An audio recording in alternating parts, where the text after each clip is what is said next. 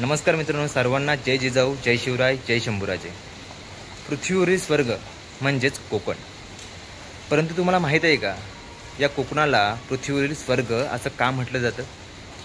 कारण इथं साक्षात देवादिदेव यांच्यामुळे आज मंदिराचा कळस शिल्लक आहे, ज्यांच्यामुळे आपल्या देव्हाऱ्यात देव आहे, ज्यांच्यामुळे आपल्या कपालावरती टिला आणि टिकली आहे, ज्यांच्यामुळे खरं तर आज देवांचं आपल्या अस्तित्व आहे. ते देवादिदेव साक्षात श्री श्री श्री श्रीमंत छत्रपती शिवाजी महाराज त्या रायगडावर राहतात. तर चला मग आपण छत्रपती शिवाजी महाराजांचं दर्शन घेऊया आणि त्या रायगडाच्या चरणी नतमस्तक होऊया.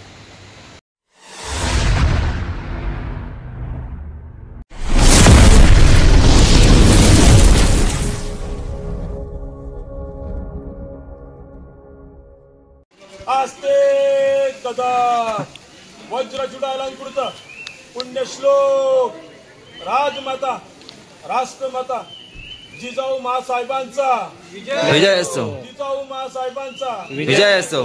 जिजाऊ मासाहेबांचा विजय असो. महाराज गणपती गजपती अश्वपती प्रजापती सुवर्ण रत्न श्रीपती अष्टवधान जागृत अष्टप्रधान वेष्टित न्यायालंकार मंडित शस्त्रास्त्र शास्त्र पारंगत राजनीती धुरंधर प्रौढ प्रताप पुरंदर क्षत्रिय कुलावतांश सिंहासनाधीश्वर महाराजाधिराज योगीराज हिंदवी स्वराज्य संस्थापक श्रीमंत श्रीमंत श्रीमंत श्री श्री श्री राजा शिव छत्रपती महाराजांचा विजय असो. राजा शिव छत्रपती महाराजांचा विजय असो. राजा शिव छत्रपती महाराजांचा विजय असो. राजश्रिया विराजित सकळ गुण मंडित न्यायमूर्ती शिरोमणी व्रत संस्कृत काव्यशास्त्र पंडित श्रीयोद योद्धा अजिंक्य मृत्युंजय धर्मशास्त्र पंडित ज्ञान गोविंद सर्जा रणधुरंधर क्षत्रिय कुलावतांश सुवर्ण सिंहासनाधीश्वर युवराज मृत्युंजय छावा धर्मवीर छत्रपती संभाजी महाराज की जय. धर्मवीर छत्रपती संभाजी महाराज की जय. धर्मवीर छत्रपती संभाजी महाराज की जय. नमो पार्वते पते हर हर महादेव महादेव महादेव. तुमचं आमचं नातं काय? जय जिजाऊ जय शिवराय. तुमचं आमचं नातं काय? जय जिजाऊ जय शिवराय. रक्तात भिनलंय काय? जय जय शिवराय. रक्तात भिनलंय काय? जय जिजाऊ जय शिवराय. जगदंब जगदंब जगदंब जय शिवराय.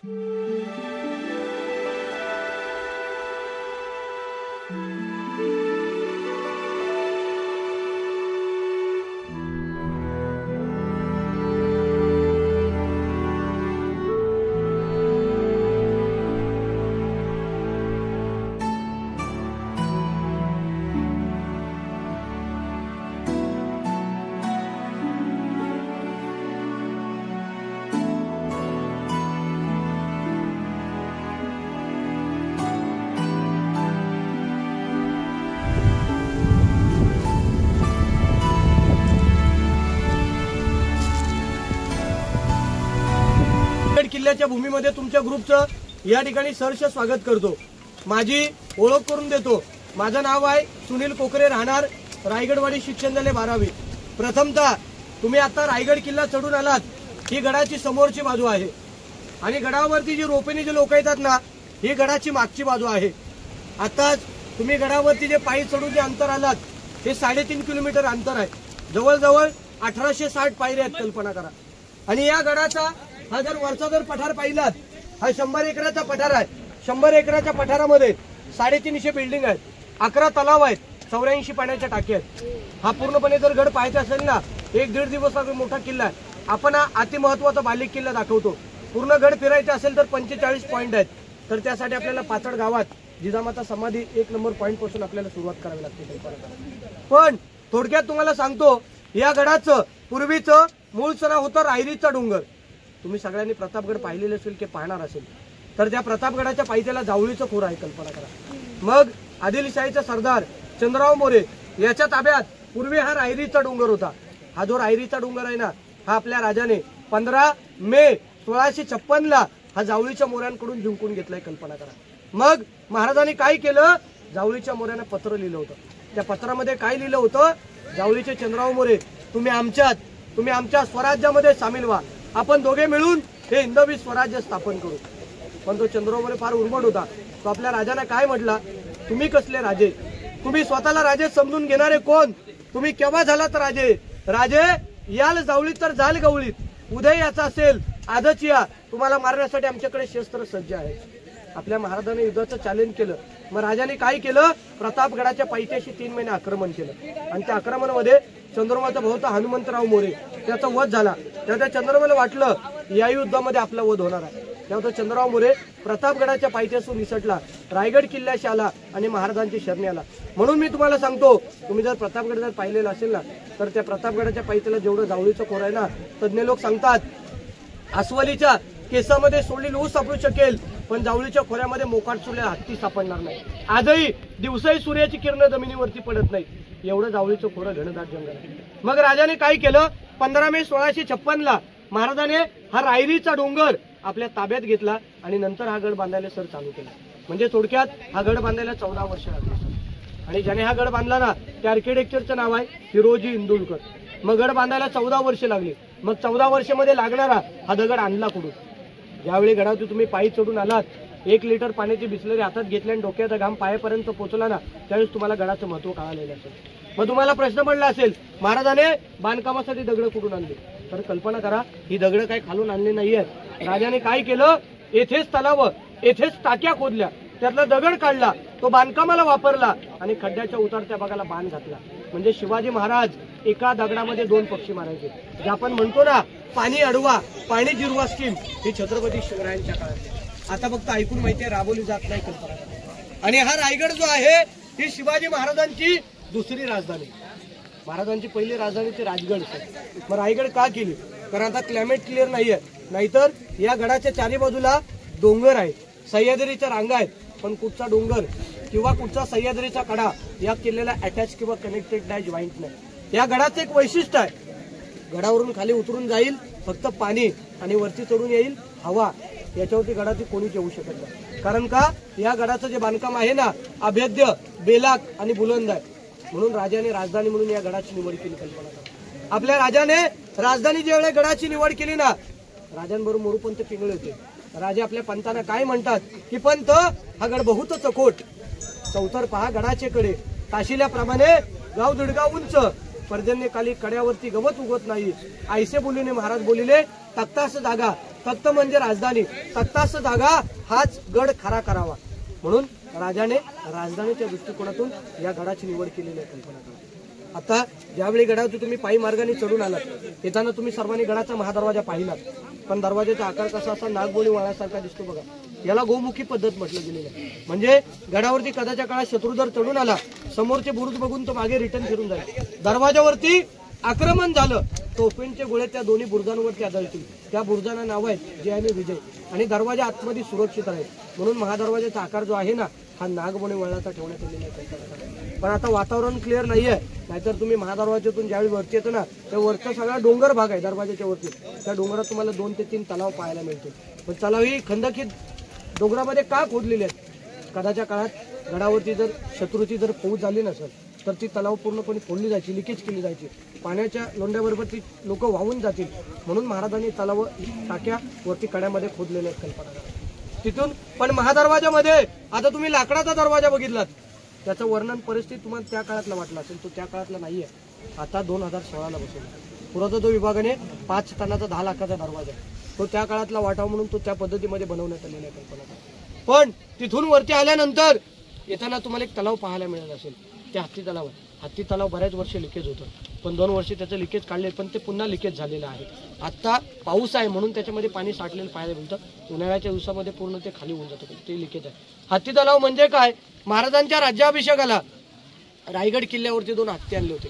हत्तींना पाणी पिण्यासाठी की आंघोळीसाठी त्याचा वापर केला जायचा, म्हणून ते हत्ती तलाव आहे। कल्पना करा। तिथून वरती आल्यानंतर आता ज्या मंदिरा शेजारी आपण उभे आहोत, ही गडाची गडदैवत माता शिरकाईचं मंदिर आहे। कल्पना करा। मग आता इथून पुढे आपण बाले किल्ल्याला सुरुवात करू। आता इथून पुढे आपण गंगासागर तलाव पाहायला पुढे जाऊया। बोला पुण्यश्लोक छत्रपती श्री शिवाजी महाराज की जय. जय भवानी, जय शिवराय, हर हर महादेव. 2 मिनिटं सर्वांनी इकडे लक्ष द्या. आता समोर आपल्याला 2 स्तंभ पाहायला मिळतात बघा. आपल्याला समोरचा जो छोटा पाहायला मिळतो ना, हा विजय स्तंभ आहे. विजय स्तंभ म्हणजे काय? आपल्या महाराजाने कोणता गड कोणता किल्ला जिंकला की महाराज या ठिकाणी गवताची गंजी किंवा मोळी पेटू किंवा झेंडा फडकवला जायचा.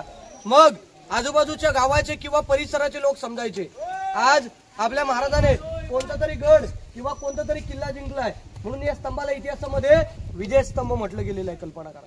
पण त्याच्याच बाजूला दुसरा उंच एक दिसतो बघा, याला 7 मनोरे म्हटलं गेलेलं आहे. तज्ञांची मतं आहेत एकावरती 7 म्हणून 7व्या मजल्यावरती पाण्याची टाकी होती. छत्रपती शिवरायांच्या रायगडावरती ज्या राण्या होत्या ना, ही थोडक्यात राण्यांची बाल्कनी आहे. कल्पना करा.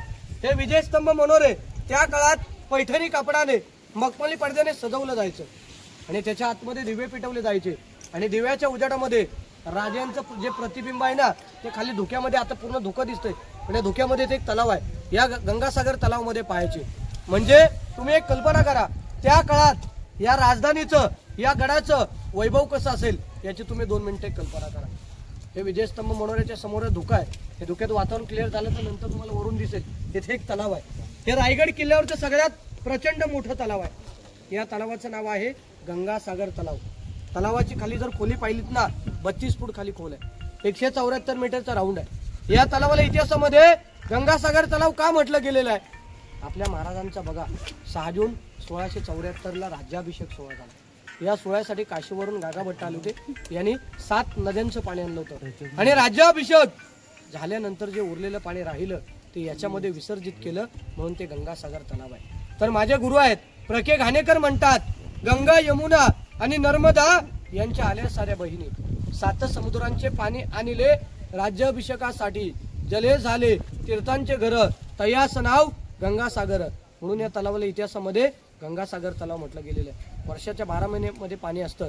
खाली गावामध्ये पाण्याची टंचाई येते, पण गडावरती कधीच येत नाही. म्हणून काय केलंय, गडावरून खाली पाणी पाईपलाईनने सप्लाय केलेलं आहे. कल्पना. आता तुम्ही रायगड किल्ला चढून आलात, ही गडाची समोरची बाजू आहे.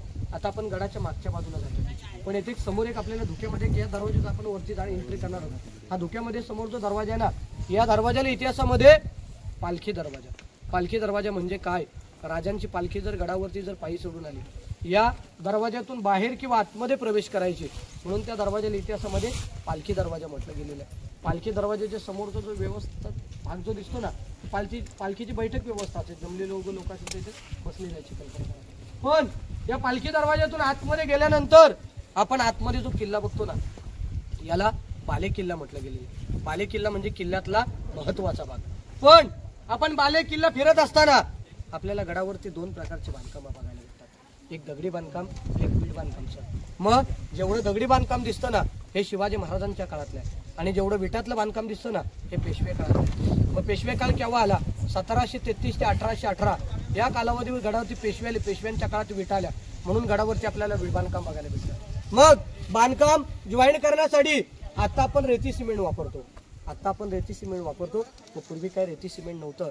मग पूर्वी बांधकाम जॉईन करण्यासाठी जे मटेरियल वापरलंय ना, ते चुना, गूळ आणि शिशाचा वापर करण्यात आलेला आहे. कल्पना करा. मग आता राणीमालापासून आपण पाणी किल्ल्याची सुरुवात करू. बोला पुण्यश्लोक छत्रपती श्री शिवाजी महाराज की जय.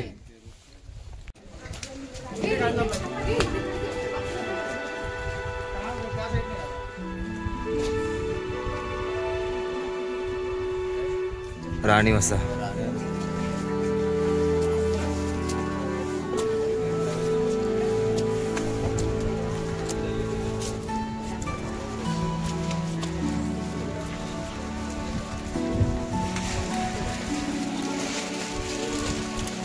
या इथे आतमध्ये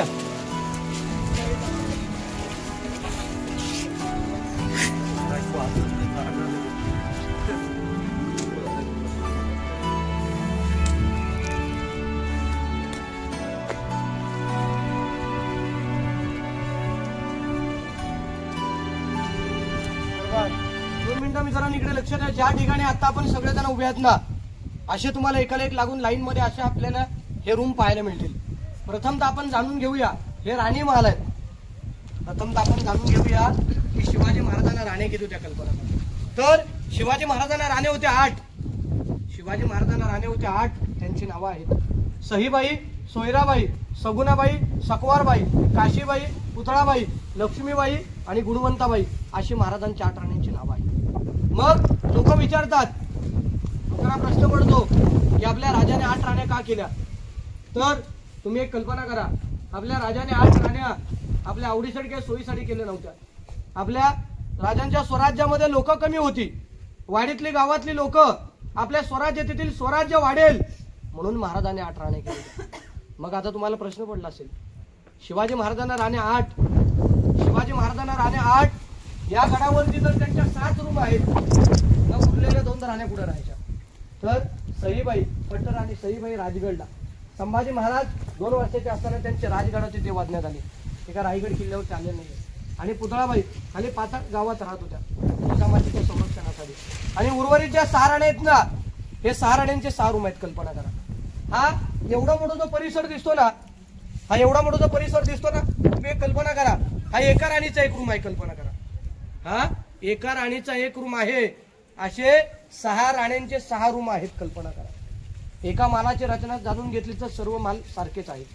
हा जो पहिला जो चौथरा आपल्याला उभ्यात पाहायला मिळतो ना, ही त्यांची राहण्याची व्यवस्था आहे। कल्पना करा, सेकंड चौथरा पाहिलं तर त्यांचं स्वयंपाकघर, ग्रिल लावली, खिडकी दिसते, वावट खिडकी आणि मागच्या बाजूला टॉयलेट सिस्टीम। पण हेच टॉयलेट सिस्टीम मी तुम्हाला पुढे महाराजांच्या मंत्रिमंडळामध्ये दाखवणार आहे। जसं आता आपल्या घरी चिनी मातीचं वापरतो ना इंडियन टॉयलेट, तसं पूर्वीचं इंडियन टॉयलेट म्हणजे जे आता आपण जे बघणार आहोत ना, ह्याचीच कॉपी इंग्रजांनी केली आणि ते आता यूज आपण आपल्या घरी करतो। कल्पना करा, म्हणजे आजही 450 वर्षापूर्वीचं टॉयलेट सिस्टीम आजही आपल्याला पूर्वीच आपल्याला रायगड किल्ल्यावरती आपल्याला पाहायला मिळतं। कल्पना करा, पूर्वी याच्यावरती छप्पर होतं, सागाची लाकडे व उतरत्या कापडनलीची कौलं, पण हे इंग्रजांनी उद्ध्वस्त केलेलं आहे। इंग्रजांनी पूर्णपणे उद्ध्वस्त केले।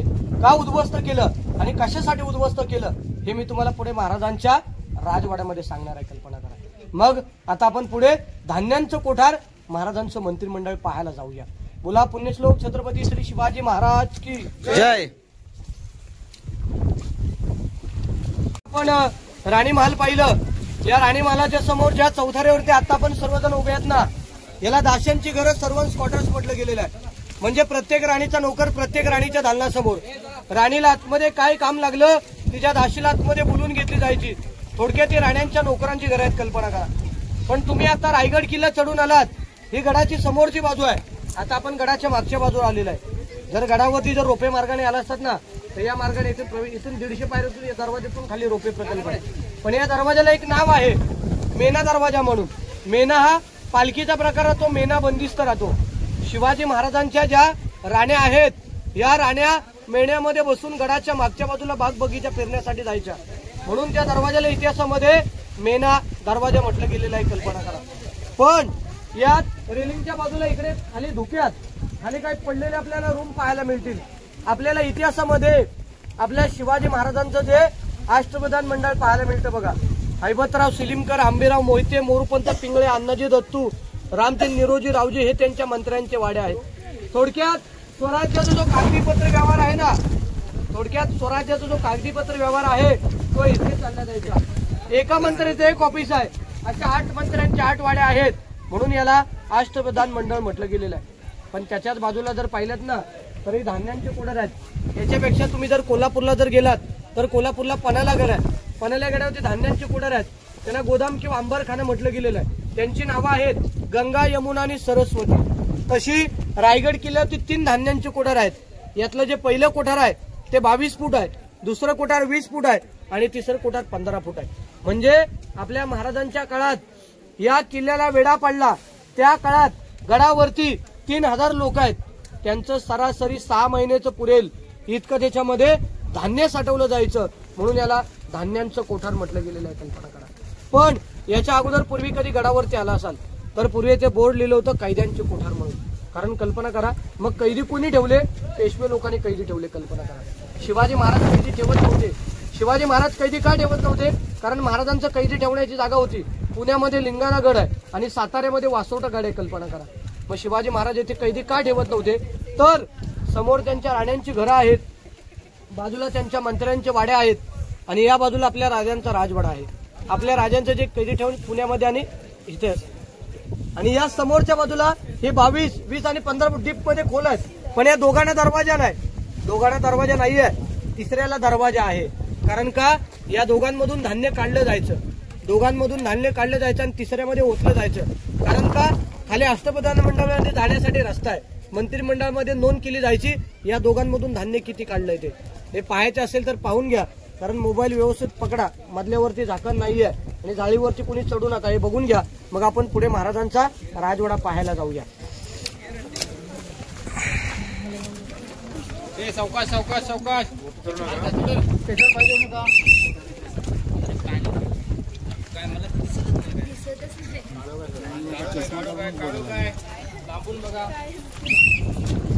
पाणी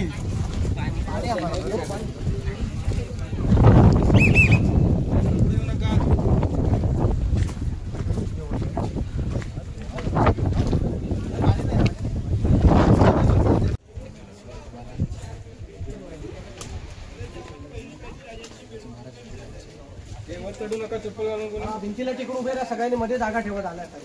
चप्पल घालून चढू नका.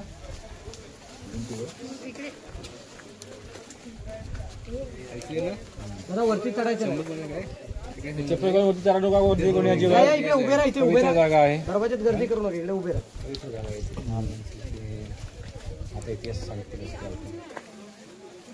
जागा तेव्हा तू बाकीच्या लोकांना जाण्यासाठी इकडे असं सिटी वाला गेलो एवढे. दादा वरती आता बघा 2 मिनिटं मित्रांनो इकडे लक्ष द्या. ज्या ठिकाणी आता आपण सगळेजण उभे आहात या आपल्या मागच्या भिंतीपासून ते समोर हा धुक्यात जेवढा जो परिसर दिसतो ना, हा छत्रपती शिवरायांचा आपल्या राहता राजवाडा आहे. म्हणजे त्या काळातल्या राजांचं राहण्याचं घर आहे, म्हणून याला राजवाडा असं म्हटलं गेलेलं आहे. कल्पना करा. पण मित्रांनो तुम्ही एक कल्पना करा की आपले महाराज या वाड्यामध्ये राहत असताना त्या काळातलं या वाड्याचं वैभव कसं असेल याची तुम्ही 2 मिनिटे कल्पना करा. कारण या पहिल्याच उंच कट्ट्यावर तुम्हाला उंचही छोटी छोटी चौकोनी दगड दिसतात का मित्रांनो? या दगडांवरती त्या काळात सागाचे लाकडी प्लेयर्स किंवा उंच खांब असायचे आणि या उंच खांबांवरती हा महाराजांचा राजवाडा आहे ना, हा राजवाडा प्रशस्त असा 2 मजली उभा होता. पण गडावरती जे रोपेनी जे लोक येतात त्या बाजूला एक डोंगर आहे, त्या डोंगराचं नाव आहे पोटल्याचा डोंगर. या डोंगरावरून ब्रिटिशांचे 2 अधिकारी, त्या दोघांची नावं आहेत कर्नल प्रोथर आणि मेजर हॉल, यांनी काय केलं, या गडावरचे दारुकुठार उद्ध्वस्त केले. आणि दारुकुठार उद्ध्वस्त केल्यामुळे इतिहासकाराच्या नोंदीप्रमाणे हा जो किल्ला आहे ना 11 ते 12 दिवस जळत होता. म्हणून तुम्हाला रायगड किल्ला हा जळून गेल्यामुळे तुम्हाला पडक्या अवस्थेत किंवा भग्न अवस्थेत पाहायला मिळतो. मग तुम्हाला प्रश्न पडला असेल, तुम्ही जर राजस्थानला गेलात तर राजस्थानचे गडकोट किल्ले चांगले आहेत, मग आपल्या मराठी राजाचे किल्ले महाराष्ट्राचे का उद्ध्वस्त आहेत? कारण कल्पना करा आपले महाराज कधी कुणाला शरण गेले नाहीत. म्हणून एका शायराने एक शेर म्हटलं गेलेलं आहे की अंधाराला घाबरत नाही, आभाळाची साथ आहे, मोडेल पण वाकणार नाही, मराठ्यांची जात आहे. कल्पना करा मित्रांनो, हा छत्रपती शिवरायांचा राहता राजवाडा आहे. हा जो पहिला जो चौथार आहे ना, हे महाराजांचं प्रमुख राहण्याचं ठिकाण आहे. महाराज येथे 10 वर्ष राहिले, कारण लोकांना माहिती नाही म्हणून लोक वरती चढतात. कल्पना करा, त्यासाठी आता हे खांब लावलेले आहेत ना, ते त्यासाठीच लावलेले आहे, वरती जाणे एंट्री बंद करणार आहेत. हे महाराजांचं प्रमुख राहण्याचं ठिकाण आहे. आपले महाराज येथे 10 वर्ष राहिले आणि याच वाड्यामध्ये याच परिसरामध्ये आपल्या महाराजाने अखेरचा शेवटचा प्राण सोडला, तो म्हणजे 3 एप्रिल 1680 म्हणून हा त्या काळातल्या राजांचा प्रशस्त वाडा आहे. म्हणून या वाड्यामध्ये आणखी शायराने एक शेर म्हटलं गेलाय की अंधार पार झाला पाहता दिवा पाहिजे आणि या देशाला पुन्हा जिजाऊंचा शिवबा पाहिजे. बोला पुण्यश्लोक छत्रपती श्री शिवाजी महाराज की जय. राजवाड्याच्या उजव्या बाजूला जर पाहिलं ना तर मित्रांनो कोपऱ्यात तिथे पाण्याचे टाकी आहेत. आता येताना जे गंगासागर आपले तलाव माहिती घेतली, पण तलाव आपल्याला पाहायला धोक्यामुळे पाहायला मिळालं नाही. म्हणजे जो कोणी चोरी लबाडी की गुन्हा करेल ना त्याला पूर्वीची शिक्षा असायची, कावडा असायची. कावडीने खांद्यावरती पाणी आणायचं, याच्यामध्ये ओतायचं आणि याच पाण्याचा वापर सरळ कोपऱ्यात चौकोनी खड्डा दिसतो बघा, ते आपल्या महाराजांचं स्नानगृह, आंघोळीची जागा, त्याला आताच्या भाषेमध्ये आपण बाथटब किंवा नानी घर म्हणतो. महाराजांचं आपल्या आंघोळीची व्यवस्था आहे या बाजूला. या बाजूला इकडे पाण्याची टाकी आहेत 2 आणि इकडे महाराजांचं स्नानगृह आहे.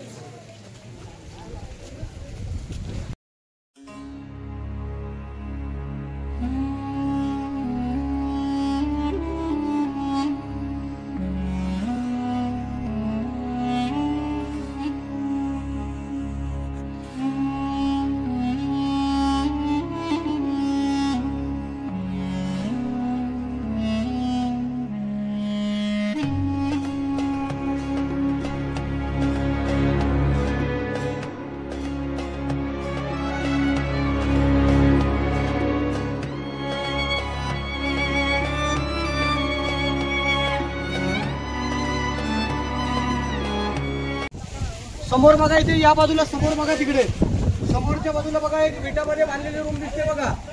समोर जी विटामध्ये बांधलेली रूम दिसते ना, ही शिवाजी महाराजांच्या काळातली टाकसाळ रूम आहे. म्हणजे शिवाजी महाराजांच्या काळात शिवराय होऊन नानी राजमुद्रा त्या ठिकाणी तयार करायचे, म्हणून त्याला टाकसाळ म्हटलं गेलेलं आहे. त्या काळातला राजांचा छापखाना, त्याला आत्ताच्या भाषेमध्ये आपण मिंट म्हणतो. महाराजांची नाणी तयार करण्याची जागा आहे, कल्पना करा. समोर बघायचे तुम्हाला अष्टकोन गोल गॅलरी दिसते, ही महाराजांची सध्या बाल्कनी गॅलरी. पण याच बाल्कनीच्या बाजूला लोक जी खाली जातात बघा, इथून हा पूर्णपणे चौकोन आहे, अंधार आहे पूर्णपणे, वट उघडे. आणि याच्या आतमध्ये खाली एक 10 बाय 10ची रूम आहे. त्या रूमचं नाव आहे गुप्त खलबतखाना. आपल्या राजांना गुपित चर्चा करायची असेल, गुपित जर बोलायचं असेल तर शिवाजी महाराज या ठिकाणी गुपित चर्चा करायचे. आणि महाराजांचे गुप्तर होते बहिर्जी नाईक, हे गुप्तहेर खात्याचे प्रमुख होते. महाराज त्यांच्यावर गुपित चर्चा म्हणून त्याला गुप्त खलबतखाना म्हटलं गेलेलं आहे. पण जे आता तुम्ही लोक जी गडावरती पायी चढून आलात, महादाराच्या बाजूचा जो डोंगर आहे ना, तो हिरकणीचा गड आहे. आम्ही इथून दाखवतो, आम्ही इथूनच हिरकणीची कविता खूप इथून दूरवरती तो पाहायला मिळतो, पण तो आता धुका असल्यामुळे तो पाहायला मिळत नाहीये. पण त्याची कथा कविता तुम्हाला नक्कीच सांगणार. म्हणजे एकदा गडावरती नगारखान्यामध्ये नगारे वाजले का त्या काळात पूर्णपणे गडाचे दरवाजे बंद करायचे. आणि हिरकणी गडावरती दूध विकण्यासाठी आली. तो दिवस होता कोजागिरी पौर्णिमेचा, खास दूध विकण्याचा दिवस होता. दूध विकण्यासाठी गडावरती आली होती. काय झालं, सांजेवेळी तळून गेली, सूर्य मावळता झाला, गडाचे दरवाजे बंद झाले, म्हणून हिरकणी बाळासारी डोंगर खाली उतरून गेली. पण मगाशी मी तुम्हाला सांगितलं, ज्यांनी गड बांधला ना, त्या आर्किटेक्चरचं नाव आहे हिरोजी इंदुलकर. त्याने गड बांधला ना, तेव्हा गॅरंटी पत्र दिलं. गॅरंटी पत्र काय दिलं, खाली जाईल पाणी आणि वरती चढून येईल हवा, याच्यावरती गडाती कोणी येऊ शकत नाही. पण हिरा नावाची गवळण खाली उतरून गेलेली असते. मग महाराज त्या हिरोजीना काय म्हणतात की, हिरोजी तुम्ही आम्हाला गडाचं गॅरंटी पत्र दिलं, याचा अर्थ गडाचं बांधकाम कच्चं आहे, पक्क झाले नाहीये. एखादी स्त्री खाली उतरते तर एखादा शत्रू गडावरती सत चढून येऊ शकतो. मग त्या हिरोजीने काय केलं, राजांसमोर मान खाली घातली, तो कडा तासला, कड्याला बांधार घातला आणि त्या कड्याला नाव दिलं हिरकणीचा बुरुज. मग बुरुज बांधल्यानंतर आपल्या महाराजांच्या हिराला सांगितलं, तू मला आता खाली उतरून दाखव. त्यावेळी ती माताई महाराजांना काय म्हटली की, महाराज त्या वेळेला त्या क्षणाला मला बाळ दिसत होतं, आता मात्र महाराज मला कडा दिसतोय, महाराज त्या डोंगरावर मी खाली उतरून जाऊ शकत नाहीये. मग महाराजांच्या शिपायाने काय केलं, तिला पालखीमध्ये बसून गडावरती आणली आणि गडावरती नगारखाना आहे, त्या नगारखान्यामध्ये हिरकणीचा सत्कार केला. म्हणजे त्या मातेने आईने दाखवून दिलं आईचं किती मुलावरती प्रेम असतं. म्हणून एक कविता म्हटली गेलेली आहे. पण ही कविता कुठच्या पाठ्यपुस्तक लिहिली गेली नाहीये. ती कविता अशी आहे की, रायगडावर राजधानी ती होती शिवछत्रपतींची, आणि कथा सांगतो ऐका आजुनी तेथील हिरकणी बुरुजाची. अवसले होते गावतळाशी वाळुसरे या नावाचे, आणि राहतो होते कुटुंब छोटे गरीब धनगर गवळ्याचे. आई बायको ताना मुलगा कुटुंब होते छोटेसे, आणि शोभत होते हिरा नावत्या तडपदार घरवालीचे. अहो सांज सकाळी हिरा जात असे दूध घेऊन गडावरी, आणि चालत होती उपजीविका त्या लेकीच्या धंद्यावरती. एके दिवशी दूध घालता हिरा क्षणभर विसावली, अहो ध्यानी नाही आले तिच्या कधी सांजवेळ ठळून गेली. सूर्यदेवता मावळते झाले बंद गडाचे दरवाजे, आणि मनात व्याली हिरा म्हणाली घरी बाळ माझे ताने. हात दुडून करी विनवणी गडकरी खाली जाऊ द्या मला, अहो गडकरी म्हणतात आज्ञा नाही शिवराय यांची आम्हाला. बाळाचे 8वे रूप वेडी माय माऊली झाली वेडी पिसी, आणि कडा उतरून धावत जाऊनी बाळाला ती घेई कुशी. तुळणीय धाडस पाहून महाराज स्तंभित झाले, हिरास साडी चोळी देऊनी प्रेमी सन्मानित केले. अहो कड्यावर दिदा बुरुज बांधिला साक्षाईच्या प्रेमाची, आणि कथा सांगतो ऐका आजुनी तेथील हिरकणी बुरुजाची. अशी हिरकणी कविताने कथा आहे, कल्पना करा. या राजवाड्याच्या दोन्ही बाजूला तुम्हाला छोट्या छोट्या खिडक्या पाहायला मिळतील बघा. हे टहळणी बुरुज आहेत. जे पहारेकर लोक आहेत ना, किल्ल्याचा पहारा येथून करायचे, ऐकून घ्या, येथे करायचे, पुण्याला टहळणी बुरुज म्हटलं गेलेलं आहे. पण ज्या कट्ट्यावरती आता आपण सगळेजण उभे आहात, हा सचिवालय सेक्रेटरी. रायगड किल्ल्याचा मेन जो कागदीपत्र व्यवहार आहे तो येथे चालला जायचा, म्हणून याला सचिवालय सेक्रेटरी म्हटलं गेलेलं आहे. पण त्याच्याच बाजूला दुसरा पलीकडचा भाग जो दिसतो ना, याला मराठीमध्ये म्हटलं गेलेलं आहे सदर. जसं दिल्लीच्या लाल किल्ल्यावरती बघा दिवाने खास आणि दिवाने आम, तसा तो दिवाने खास म्हणजे खास लोकांची बैठक त्या ठिकाणी व्हायच्या. आणि त्याच्या पुढचा आहे ते दिवाने आम, आम म्हणजे जनता दरबार, जिथे राजांचा राज्याभिषेक झाला ती जागा, हे रायगड किल्ल्याचं सगळ्यात पवित्र ठिकाण आहे. त्या ठिकाणी आता आपण पुढे जाऊया.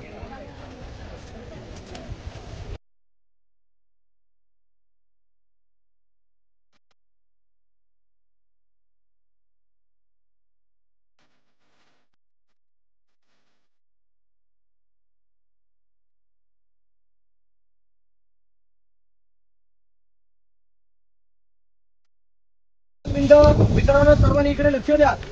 समोर बघा, इथे आपल्याला हार घातलेली महाराजांची मूर्ती पाहायला मिळाली का? ही महाराजांची मूर्ती आहे. ही मूर्ती आहे पंचधातूची. ही मूर्ती आता 6 जून 2009ला बसवले कोल्हापूरचे युवराज छत्रपती संभाजीराजे. आणि तुम्हाला ऐकून माहिती असेल, या मूर्तीची दररोज पूजा केली जाते. दररोज एक सांगलीवरून एक हार येतो. शिवप्रतिष्ठान मंडळ आहे, संभाजी भिडेगुरुजी. आणि मूर्तीच्या वरची आपल्याला गोल घुमट जे टोक पाहायला मिळतं ना, याला मेघडंबरी म्हटलं गेलेलं आहे. ही मेघडंबरी 1985ला बसवले. ज्यावेळी आपल्या भारताचे 7वे राष्ट्रपती होते बघा, डॉक्टर ज्ञानी जालसिंग यांच्या हस्ते या ठिकाणी बसवण्यात आलेलं आहे. कल्पना करा. पण मित्रांनो, आपल्या महाराजांचा जो 6 जून 1674ला आपल्या शिवाजी महाराजांचा जो राज्याभिषेक सोहळा झाला, याचा तुम्ही पोस्टर छायाचित्र शाला कॉलेज ऑफिसला कुठेतरी पाहिलेलं असेल, तर ते याच ठिकाणचंच आहे. आणि त्या छायाचित्रामध्ये बघा, व्हाईट कलरची कॅप काढून एक व्यक्ती या ठिकाणी आपल्या महाराजांना मानाचा मुजरा करताना दिसतो बघा. तो इंग्रज अधिकारी आहे. त्याचं नाव आहे हेनरी ऑक्झेडन. तो ऑक्झेडन काय म्हणतो, याच ठिकाणी आपल्या महाराजांचा 6 जून 1674ला राज्याभिषेक सोहळा झाला. आणि येथेच आपल्या राजांचं ओरिजिनल 32 मन सोन्याचं सुवर्ण सिंहासन होतं. 1 मन म्हणजे 40 किलो, असं 1280 किलोचं होतं. तर काही तज्ञांची मत आहेत, औरंगजेबाचा सरदार इतिगतकर्णीचं टोपणाचं जुल्फिकार खान त्याने ते सिंहासन 1689ला चोरून नेलेलं. पण ज्यावेळी आपल्या राजांचा राज्याभिषेक सोहळा झाला ना, त्यावेळी पूर्णपणे दरबारामध्ये सरासरी 3000 लोक होते. मित्रांनो, तुम्ही कल्पना करा, आपल्या घरी एखादा कार्यक्रम करायचा असेल ना, तर त्यासाठी आपल्याला लाईटचं माईकचं नियोजन करावं लागतं. मग त्या काळात या दरबारामध्ये लाईट माईक सिस्टीम काहीच नव्हती. शिवाजी महाराज जर येथून जर बोलले तर समोरच्या धुक्यात गेट आहे, त्या गेटपर्यंत आवाज पोचला जायचा. गेट जवळची जर व्यक्ती बोलली तर राजांपर्यंत सद आवाज पोचला जायचा. याला स्थापत्यशास्त्र किंवा इको पॉइंट म्हटलं गेलं. आज दरबार ओपन आहे.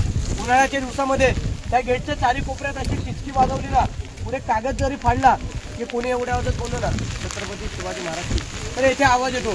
पण त्याला असा गोंधळ चालत नाही, एकदम शांत वातावरण लागतं.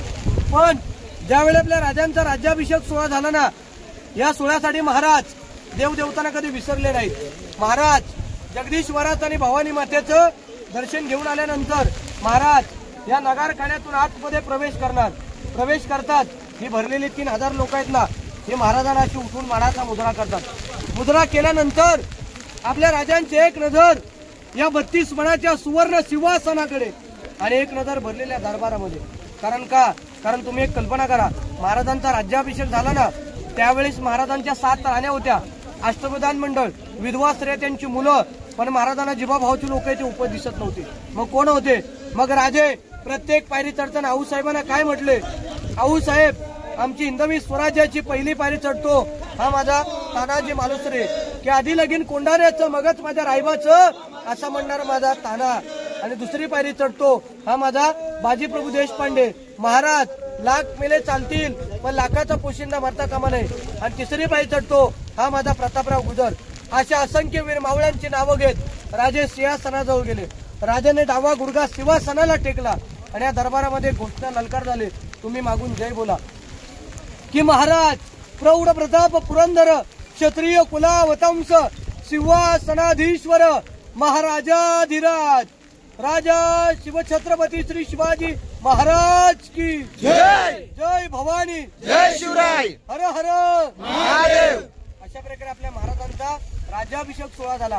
ही ती सिंहासनाची जागा आणि आज तो राजांचा प्रशस्त राजदरबार. कल्पना करा, आपण महाराजांचा दरवर्षी राज्याभिषेक सोहळा पाहतो, तो याच ठिकाणी सादर होतो.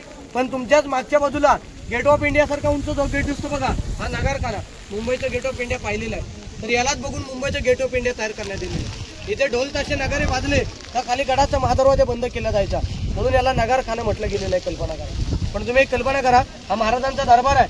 दरबार या बाजूला इथे खडक दगड पाहायला मिळतो बघा, हा दगड खडक का ठेवलाय तर याच दगडात याच खडकावरती रायगडाचं भूमिपूजन झालेलं आहे, म्हणून हा खडक किंवा दगड असाच ठेवण्यात आलेला आहे. तुमच्या समोर जी आडवी भिंत दिसते ही पेशवे काळातली भिंत, राजांच्या काळातली भिंत नाही आहे. राजांच्या काळात जर भिंत असती तर राजांना समोरची लोक दिसली असती, म्हणून हे पेशवे काळातली भिंत आहे.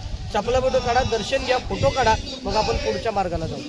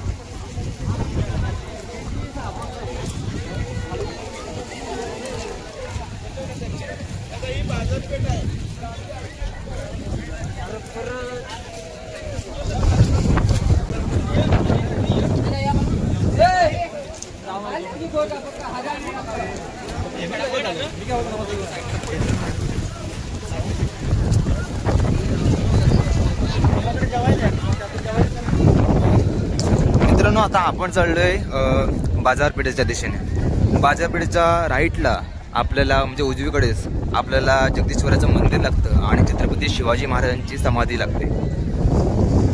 बाजारपेठेच्या जर आपण समोर गेलो आणि डावीकडे वळलो तर आपल्याला टकमक टोक दिसतं.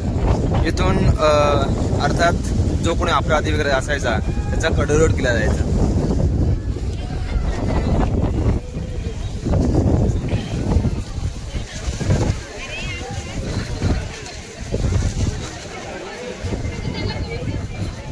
आपल्याला ही बाजारपेठ इथं दिसतच असेल, जी आज पडक्या अवस्थेत आहे. कारण जेव्हा इंग्रजांनी आक्रमण केलं तेव्हा त्यांनी या पूर्णपणे रायगडाचीच नासधूस केली होती. कारण रायगड हा जवळजवळ 11 दिवस जलत होता आणि तेव्हाच या रायगडाची पूर्णपणे नासधूस झाली होती. सध्या हा रायगड पूर्णपणे पडक्या अवस्थेत आहे आणि त्याच्या संवर्धनाचं काम चालू आहे.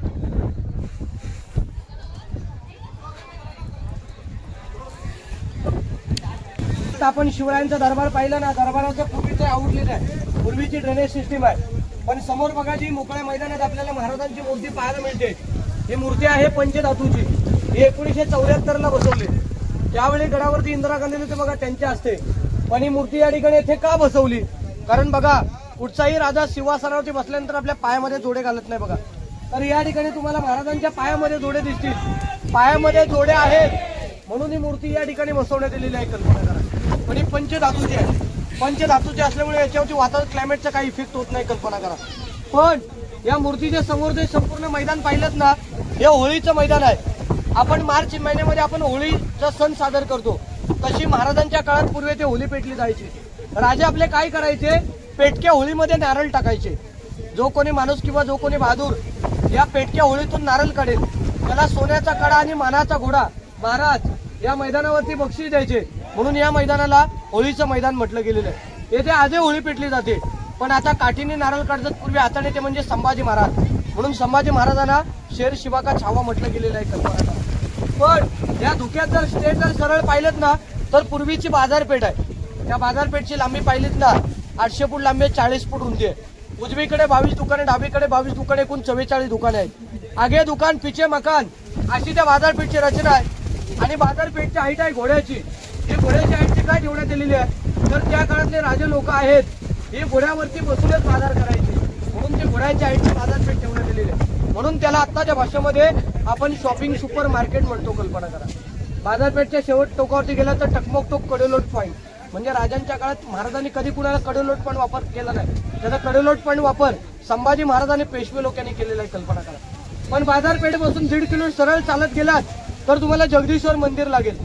मंदिर लांबून बघितलं तुम्हाला मस्जिद वाटेल, पण मंदिराच्या आतमध्ये जाल ना महादेवाचं मंदिर लागेल. असं का, गडावती कराच्या काळात मोगल लोक आले तर त्यांनी त्याचा लांबून नमस्कार करावा म्हणून त्याचा आकार मस्जिद सारखा ठेवण्यात आलेला आहे. ते मस्जिद नाही आहे, ते महादेवाचं शंकराचं मंदिर आहे. कल्पना करा. पण मंदिराच्या मागे जसा आता आपण पाठीमागे नगारखाना पाहिला तसा तिथे एक नगारखाना आहे, त्या नगारखान्याच्या पायरीवरती एक नाव लिहिले, सेवेचे ठाई तत्पर हिरोजी इंदुरकर, ज्यांनी गड बांधला त्यांच्या नावाची पाटी. ज्यावेळी या गडाची बांधकाम पूर्ण झाली, राजाने हिरोजीने विचारलं की हिरोजी, तुम्ही या गडाचे बांधकाम प्रमुख आहात, तुम्हाला बक्षीस काय पाहिजे? सोने नाणी, जागीरदारी, दहा वतनदारी. हिरोजी म्हटले, महाराज मला बक्षीस काही नको, फक्त मला माझ्या स्वतःच्या नावाची पाटी पाहिजे. राजे सुरतच्या मोहिमेला गेले, किल्ला बांधायला पैसा कमी पडला. आर्किटेक्चरने काय केलं, स्वतःचा वाडा, इस्टेट प्रॉपर्टी पुन्हा किल्ला बांधला. कल्पना करा, आर्किटेक्चरच्या नावाची पाटी त्याने नगारखान्यावरती लावली असती. पायी येताना गडाचा महादरवाजा पाहिलात, त्या महादरवाज्यावरती लावली असती. तर राजे शंकराचे भक्त होते म्हणून त्या आर्किटेक्चरच्या नावाची पाटी त्या ठिकाणी बसवली, सेवेचे ठाई तत्पर हिरोजी इंदुरकर. आणि त्याच ठिकाणी आपल्या महाराजांची समाधी आहे. मग लोक विचारतात, राजांची डेथ त्यांच्या राजवाड्यात तिकडे झाली, मग समाधी येथे का बांधली? कारण कल्पना करा, शिवाजी महाराज हे शंकराचे भक्त होते म्हणून राजांची समाधी एवढ्या दूरवरती बांधण्यात आलेली आहे. कल्पना करा. येथे माझी महत्वाची माहिती संपलेली आहे, पण माझ्या प्रत्येक ग्रुपला शेवटला जाताना मी 2-3 शेर म्हणून दाखवतो. पहिला शेर असा आहे, घासल्याशिवाय धार नाही या तलवारीच्या पातीला, आणि या मराठ्यांशिवार्थ नाही या महाराष्ट्राच्या मातीला. अंधाराला घाबरत नाही, आभाळाची साथ आहे, मोडेल पण वाकणार नाही, मराठ्यांची जात आहे. काशीहून की कला जाती, मथुरा में मस्जिद बसती, अगर शिवराय न होते तो सबकी सुन्नत होती. रायगडावर खडे पसरले शिवरायांच्या पायी, ही समा माणिक मोठी दुसरी दौलत नाही. मित्रांनो, येथे माझी महत्वाची माहिती संपलेली आहे. जय हिंद, जय महाराष्ट्र, जय जिजाऊ, जय शिवराय. आवडली का सर्वांना माहिती? इथे चपला फोटो काढा, इथे जाण्यासाठी आतमध्ये एंट्री आहे, चपला फोटो काढा, दर्शन फोटो काढायचं. मित्रांनो, पाऊस आणि धुक्याचं वातावरण खूप असल्यामुळे आपल्याला ब्लॉग करणं इतकं शक्य झालं नाही, परंतु शिवस्पर्श ग्रुपच्या सहकार्याने आणि गाईडच्या मदतीने आपल्याला हा रायगड पूर्णपणे एक्सप्लोअर करायला मिळाला, त्याचा इतिहास जाणून घेता आला. खरंच तुम्ही जर रायगडावर गेलात तर गाईडची मदत नक्की घ्या, कारण आपण इतिहास जाणून घेण्यासाठी जाता आलं पाहिजे. खरंच आपल्या राजांनी, आपल्या शूरवीर मावल्यांनी जो इतिहास रचला आहे, तो इतिहास साक्षात अनुभवण्यासाठी आपण तिथे जाता आलं पाहिजे. त्यामुळे खरंच तुम्ही रायगडवर जेव्हा पण जाल तेव्हा गाईडची मदत नक्कीच घ्या.